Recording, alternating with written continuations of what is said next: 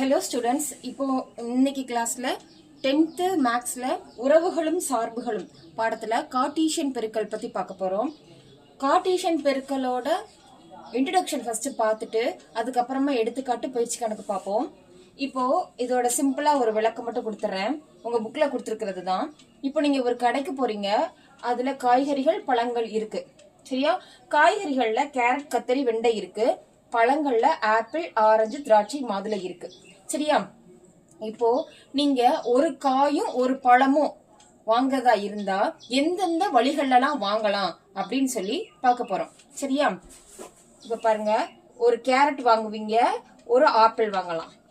இது ஒரு பாசிபிலிட்டி, இது ஒரு வழி. அல்ல ஒரு கேரட் ஒரு ஆரஞ்சு வாங்குவீங்க, இல்ல ஒரு கேரட் ஒரு திராட்சையும் ஒரு கேரட் ஒரு மாதுளையும் வாங்கலாமா? அடுத்தது ஒரு கத்தரி வாங்கிட்டு ஒரு ஆப்பிள் வாங்கலாம். ஏன்னா ஒரு காயும் ஒரு பழமும் தானே.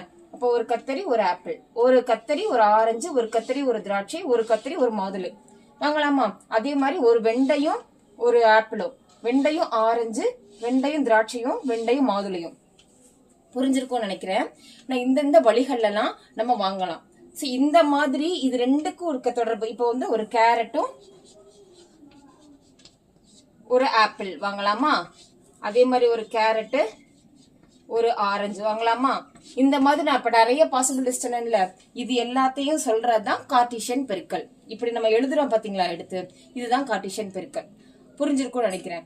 இப்போ காய்கறிகள் பழங்கள் அப்படின்னு இருக்கும் போது இதுக்கு ரெண்டுக்கும் இருக்கிற கார்ட்டீசியன் பெருக்கலை எப்படி சொல்லுவோம் அப்படின்னா, கிராஸ் அப்படிங்கிற சிம்பிளை யூஸ் பண்ணி சொல்லுவோம். அதாவது காய்கறிகள் கிராஸ் பழங்கள் அப்படின்னு. சரியா? போக போக கணக்கு பார்க்கும்போது உங்களுக்கே புரியும். நெக்ஸ்ட் வீடியோஸ்ல வந்து நம்ம எடுத்துக்காட்டுகள் பயிற்சி எல்லாம் பார்ப்போம். ஓகேவா? தேங்க்யூ.